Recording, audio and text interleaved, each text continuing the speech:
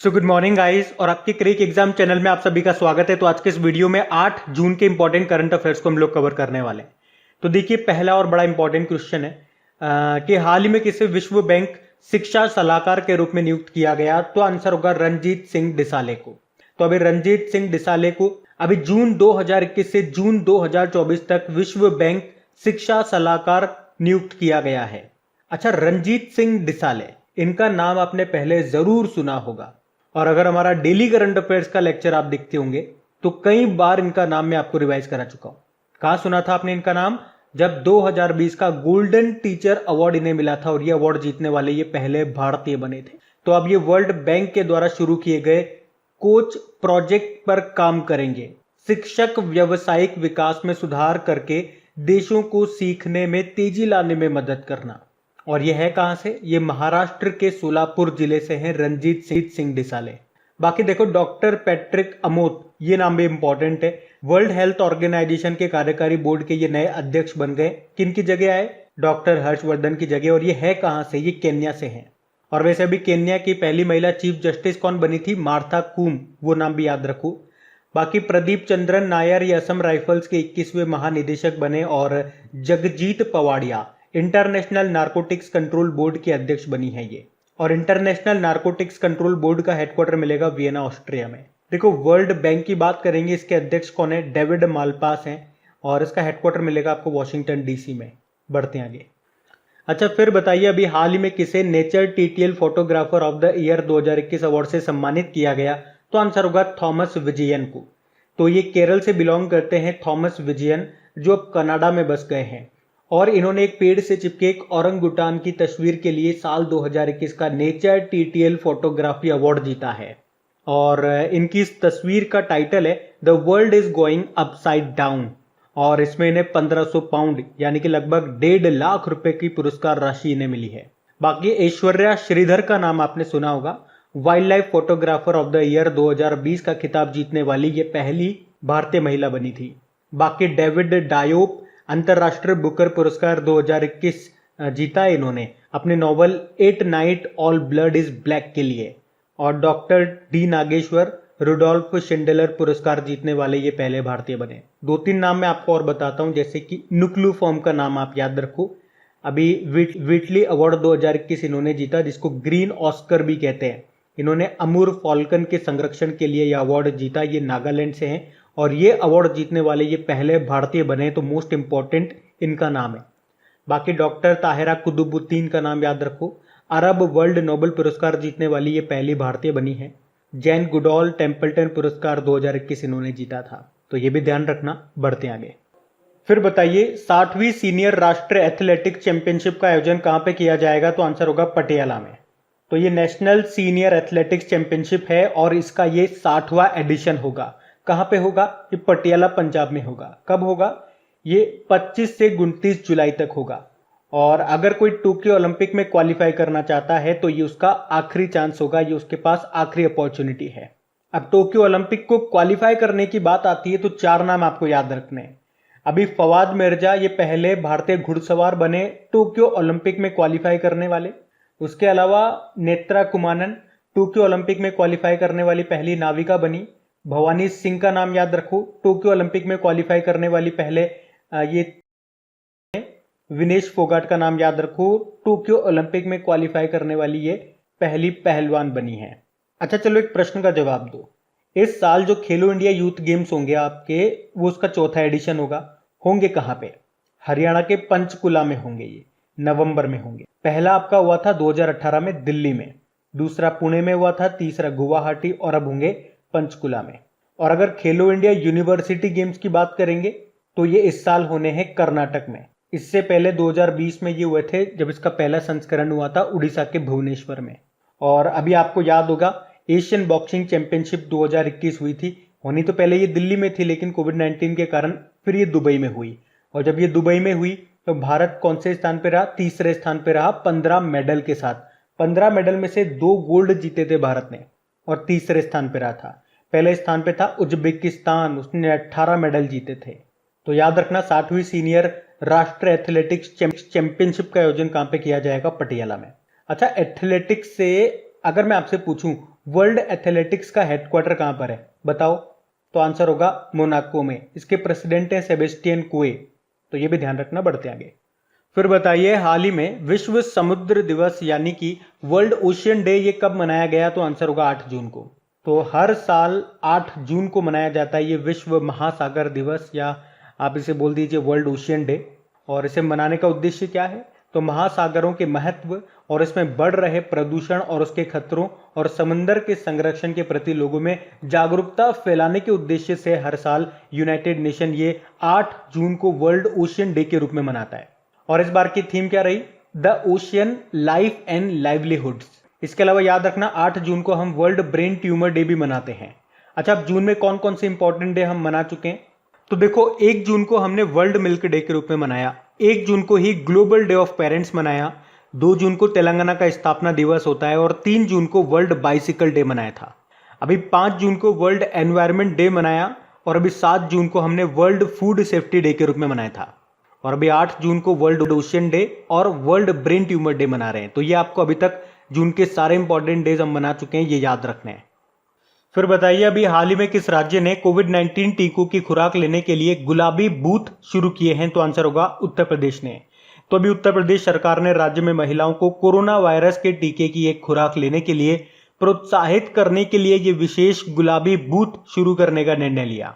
कहां पे? उत्तर प्रदेश में। अच्छा, यहां पे देखो, गुलाबी यानी कि पिंक, इससे और क्या रिलेट करके आप याद रख सकते हो? आपको याद होगा पूर्वोत्तर सीमांत रेलवे यानी कि नॉर्थ फ्रंटियर रेलवे जोन ने महिलाओं को बेहतर सुरक्षा और मदद देने के लिए पिंक कोचेस शुरू किए थे। और इसी तरह से उत्तर प्रदेश ने पिंक एसी बसेस भी शुरू की थी सीसीटीवी कैमरे के साथ में महिलाओं की सुरक्षा के लिए। और कुछ समय पहले कर्नाटक ने पिंक सारथी नाम के वाहन भी लॉन्च किए थे महिला यात्रियों को सुरक्षा देने के लिए। अच्छा, पिंक सिटी कहां पर है या किसे बोलते हैं? तो राजस्थान की कैपिटल जयपुर को बोलते हैं पिंक सिटी। और अभी आपको याद होगा लोनार जो लेक है, झील है, वो पिंक कलर की हो गई थी।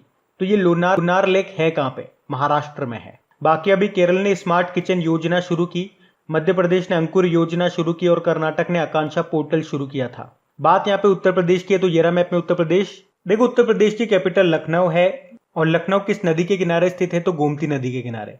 यहाँ के मुख्यमंत्री हैं योगी आदित्यनाथ और गवर्नर है आनंदीबेन पटेल। अच्छा, अगर आपसे पूछा जाए 2021 का ई पंचायत पुरस्कार किसने जीता? तो उत्तर प्रदेश ने। 2020 का जीता था हिमाचल प्रदेश ने। और बताइए, भारत के किस नगर निगम ने देश में पहला ग्रीन बॉन्ड अभी जारी किया? तो गाजियाबाद। अभी उत्तर प्रदेश ने ही सस्ती किराया आवास योजना को भी शुरू किया। अभी आपको याद होगा उत्तर प्रदेश के कुशीनगर में केला महोत्सव मनाया गया था। उत्तर प्रदेश के सिद्धार्थ नगर में काला नमक चावल महोत्सव मनाया गया। उत्तर प्रदेश के लखनऊ में गुड़ महोत्सव, जिसे जोगिरी महोत्सव भी बोलते हैं, वो मनाया गया। उसके अलावा उत्तर प्रदेश के झांसी में पहली बार स्ट्रॉबेरी महोत्सव मनाया गया था। उत्तर प्रदेश ने पहला FPO portal, farmer producer organisation portal को लॉन्च किया था। तो ये पॉइंट्स अभी आप ध्यान रखें उत्तर प्रदेश से, जो भी न्यूज में थे। बढ़ते आगे। फिर देखिए, अभी हाल ही में सीबीएसई ने पाठ्यक्रम में कोडिंग और डेटा साइंस सब्जेक्ट को शुरू करने के लिए किसके साथ समझौता किया? तो आंसर होगा माइक्रोसॉफ्ट के साथ। तो अभी सीबीएसई ने 2021-22 के सेशन में क्लास 6 से लेके 8 के छात्रों के लिए कोडिंग और कक्षा 8वीं से लेके 12वीं तक के लिए डेटा साइंस को एक सब्जेक्ट के रूप में शुरू करने के लिए अभी माइक्रोसॉफ्ट के साथ समझौता किया है। किसने? सीबीएसई ने। और सीबीएसई से अभी आपको क्या याद आता है? अभी सीबीएसई ने छात्रों का तनाव दूर करने के लिए और उन्हें परामर्श देने के लिए दोस्त फॉर लाइफ एप्लीकेशन को भी लॉन्च किया था। और इसी तरह से आपको याद होगा पिछले साल भी सीबीएसई ने 11वीं और 12वीं कक्षा में आर्टिफिशियल इंटेलिजेंस को सब्जेक्ट के रूप में जोड़ने के लिए आईबीएम के साथ समझौता किया था। अच्छा, सीबीएसई के अध्यक्ष कौन है? मनोज आहूजा हैं। बाकी समझौता माइक्रोसॉफ्ट के साथ हुआ ना, तो इसका हेडक्वार्टर मिलेगा आपको वॉशिंगटन यूएसए में। इसके फाउंडर कौन है माइक्रोसॉफ्ट के? बिल गेट्स और पॉल एलन। और इसके वर्तमान सीईओ हैं सत्या नडेला।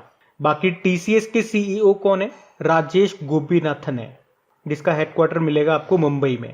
और देखो, मैं आपको बताऊं, आपको याद होगा वैसे, अभी अगर बात करते हैं मार्केट कैपिटलाइजेशन, बाजार पूंजीकरण के मामले में भारत की जो टॉप 3 आईटी कंपनीज है वो कौन कौन सी है? पहले नंबर पे टीसीएस है, दूसरे नंबर पे इन्फोसिस है और अभी तीसरे नंबर पे आ गई विप्रो। तो टीसीएस के तो सीईओ राजेश गोपीनाथन हो गए, इन्फोसिस के सीईओ सलील पारिक है और विप्रो के सीईओ अभी नए बने थे थियरी डेलापोर्ट, और इन्फोसिस और विप्रो का हेडक्वार्टर दोनों का बेंगलुरु में है, तो ये भी ध्यान रखना आप। बढ़ते आगे। अच्छा, फिर बताइए अभी हाल ही में किसने Azerbaijan Grand Prix Formula 1 race को जीत लिया है? तो आंसर होगा सर्जियो पेरेज ने। अब ध्यान रखना, ये सर्जियो पेरेज, इनकी नेशनलिटी क्या है और इस कौन सी कार कंपनी के ये ड्राइवर हैं? तो पहली चीज तो ये मैक्सिकन है, मैक्सिको से हैं, और ये रेड बुल के ड्राइवर हैं, और अभी इन्होंने Azerbaijan Grand Prix Formula 1 race को जीत लिया है। इससे पहले इस साल जो फार्मूला 1 रेस हो गई, एक बार मैं आपको रिवाइज करा देता हूँ। 5 रेसेस अभी तक हो चुकी हैं। सबसे पहली हुई थी बहरीन ग्रैंड प्रिक्स, जिसको लुइस हैमिल्टन ने जीता था, जो कि मर्सिडीज के ड्राइवर हैं। उसके बाद एमिलिया रोमाग्ना ग्रैंड प्रिक्स हुई थी, जो मैक्स वर्स्टपन ने जीती थी, वो रेड बुल के ड्राइवर हैं। तीसरी हुई थी पोर्तुगीज ग्रैंड प्रिक्स, वो लुइस हैमिल्टन ने जीती थी। और चौथी हुई थी स्पेनिश ग्रैंड प्रिक्स, वो भी लुइस हैमिल्टन ने जीती थी। पांचवी थी मोनाको ग्रैंड प्रिक्स, वो जीती थी मैक्स वर्स्टपन ने। और अब ये हुई है अजरबैजान ग्रैंड प्रिक्स, तो ये आपको ध्यान रखना है किसने जीती? सर्जियो पेरेज ने जीत ली है। मतलब ये 6 रेस अभी तक हो चुकी है, तो ये आपको ध्यान रखना है। बढ़ते आगे। फिर बताइए हाल ही में किस राज्य सरकार ने नॉलेज इकोनॉमी मिशन शुरू करने की घोषणा की है? तो आंसर होगा केरल ने। तो अभी केरल सरकार ने राज्य के शिक्षितों को रोजगार देने और ज्ञान कार्यकर्ताओं का समर्थन करने के लिए इस नॉलेज इकोनॉमी मिशन को शुरू किया है, और इस मिशन के लिए आवंटित फंड को 200 करोड़ रुपए से बढ़ाकर 300 करोड़ रुपए कर दिया गया। अभी आपको याद होगा, राजस्थान सरकार ने मुख्यमंत्री अनुप्रति कोचिंग योजना शुरू की थी। उससे पहले घर घर औषधि योजना और चिरंजीवी योजना शुरू की राजस्थान ने। महाराष्ट्र ने अभी कोरोना मुक्त ग्राम प्रतियोगिता को शुरू किया, और पंजाब ने अभी उड़ान योजना को शुरू किया था। वैसे पंजाब का भी 23वां जिला कौन सा बन गया? मलेरकोटला। लेकिन यहाँ तो बात हो रही है केरल की, तो ये रहा मैप में केरल। देखो, केरल की कैपिटल है तिरुअनंतपुरम। यहाँ के गवर्नर आरिफ मोहम्मद खान है, और अभी इसके दोबारा मुख्यमंत्री बन गए पिनाराई विजयन, और इनकी पार्टी का नाम क्या है? Left democratic party. अच्छा, वैसे अभी केरल की नई स्वास्थ्य मंत्री कौन बनी है? वीना जॉर्ज बनी है, पहले के शैलजा थी। अभी गौरी अम्मा का नाम न्यूज में था, केरल की पहली महिला राजस्व मंत्री थी, ये निधन हो गया इनका। केरल ने अभी स्मार्ट किचन योजना को भी शुरू किया, और केरल की सौम्या संतोष को अभी इजराइल ने मानद नागरिकता देने का फैसला किया था। उसके अलावा भारत का पहला पूर्ण अंतरराष्ट्रीय क्रूज टर्मिनल, जिसका नाम है सागरिका, ये केरल में स्थापित किया गया। उसके अलावा याद रखना, देश का पहला डिजिटल यूनिवर्सिटी ये बना है केरल में ही। केरल में भी स्नैकपीडिया मोबाइल एप्लीकेशन को भी लॉन्च किया था, और केरल ने अभी नॉलेज मिशन नाम से एक डिजिटल प्लेटफॉर्म भी लॉन्च किया था।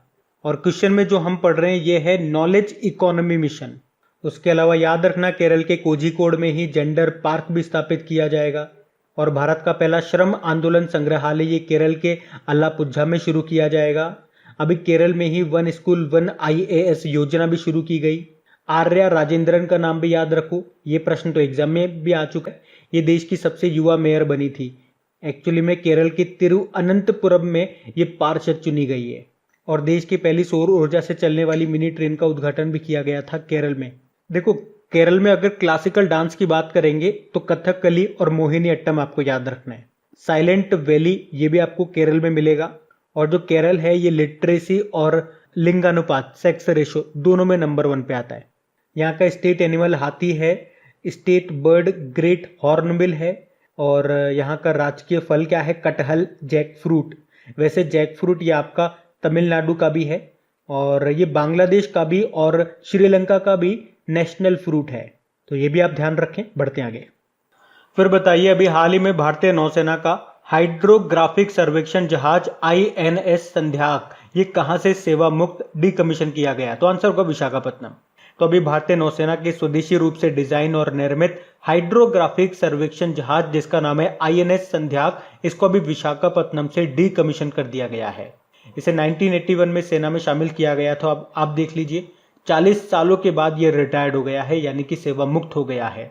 ये एक हाइड्रोग्राफिक सर्वेक्षण पोत था, मतलब प्रायद्वीपीय भारत में स्थित जो जल है उसका सर्वेक्षण करने का इसका काम था। अच्छा, अभी आपको याद होगा ICGS सजग जो था वो एक ऑफशोर पेट्रोल वेसल था, यानी कि अपतटीय गश्ती पोत था, और अभी उसे सेना में शामिल किया गया। उसे गोवा शिपयार्ड ने बनाया। बाकी भारतीय नौसेना का पहला डेस्ट्रॉयर विध्वंसक, जिसका नाम था INS राजपूत, उसको भी अभी डीकमीशन कर दिया गया। उसको रशिया ने बना के दिया था हमें। और IRS खर्ग ये नाम भी अभी न्यूज में था। ये युद्धपोत है किस देश का? ईरान का। और अभी आग लगने के कारण ओमान की खाड़ी में ये डूब गया था, तो न्यूज में था, ये भी ध्यान रखना आप। बढ़ते आगे।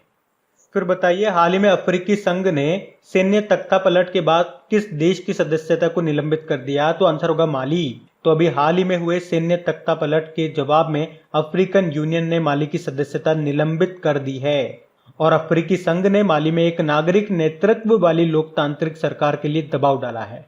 एक्चुअली में जो माली की सेना है ना, उसने अपने अंतरिम राष्ट्रपति जिनका नाम है बाह नदाव और जो प्रधानमंत्री है मोख्तर ओउने, उनको गिरफ्तार कर लिया और उन पे इस्तीफे देने का दबाव भी डाला है। अच्छा, इसी में एक और पॉइंट आप जोड़ना, अभी इसी कारण से फ्रांस ने भी माली के साथ संयुक्त सैन्य अभ्यास को रोक दिया।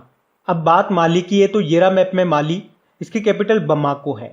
करेंसी क्या है? West African CFA franc. बढ़ते आगे। अच्छा, फिर बताइए, टेट यानी कि शिक्षक पात्रता परीक्षा, टीचर एलिजिबिलिटी टेस्ट योग्यता प्रमाण पत्र की नई वैधता क्या है? तो आंसर होगा आजीवन। तो अभी जो हमारे केंद्रीय शिक्षा मंत्री हैं रमेश पोखरियाल निशंक, उन्होंने घोषणा की है कि शिक्षक पात्रता परीक्षा यानी कि टेट योग्यता प्रमाण पत्र की वैधता अब केवल 7 सालों के लिए नहीं, आजीवन रह जाएगी। वैसे अभी शिक्षा मंत्रालय ने, आपको याद होगा, युवा प्रधानमंत्री योजना को भी शुरू किया था युवा लेखकों के लिए। युवा का मतलब होता है young upcoming and versatile authors. उसके अलावा जो रमेश पोखरियाल निशंक हैं, अभी इन्हें अंतर्राष्ट्रीय अजय स्वर्ण पदक सम्मान से भी सम्मानित किया गया था।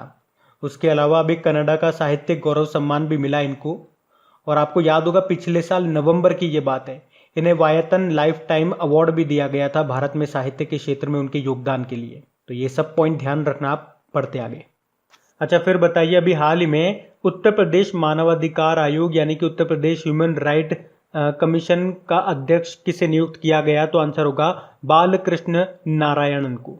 तो इलाहाबाद हाईकोर्ट के पूर्व न्यायाधीश रहे बालकृष्णन नारायण, इनको अभी उत्तर प्रदेश मानवाधिकार आयोग का नया अध्यक्ष नियुक्त किया गया है। तो ये 3 साल या फिर 70 वर्ष की आयु तक ये पद पर बने रहेंगे। बाकी अरुण कुमार मिश्रा अभी ये राष्ट्रीय मानवाधिकार आयोग नेशनल ह्यूमन राइट कमीशन के अध्यक्ष बने, चेयरमैन बने। उदय शंकर की बात करेंगे तो फिक्की के अध्यक्ष बने। बाकी टीवी नरेंद्रन, वैसे तो ये टाटा स्टील के MD CEO हैं, लेकिन अभी इन्हें कॉन्फेडरेशन ऑफ इंडियन इंडस्ट्री का अध्यक्ष बनाया गया है वर्ष 2021-22 के लिए। तो अब बात करेंगे कल की वीडियो में पूछे गए प्रश्न के उत्तर की। तो कल के वीडियो में आपसे पूछा गया था कि स्विफ्ट GPI इंस्टेंट सुविधा शुरू करने वाला विश्व का दूसरा बैंक कौन सा बन गया? तो आंसर होगा ICICI बैंक। तो आप सभी ने प्रश्न का बिल्कुल सही उत्तर दिया। और गाइज, अगर सेशन अच्छा लगा हो वाकई तो इसे लाइक जरूर करना और अपने दोस्तों के साथ में, जो भी आपका व्हाट्सएप, जो भी आपका फेसबुक ग्रुप हो गया, वहां पे इस वीडियो के लिंक को एक बार उनके साथ शेयर जरूर कर देना।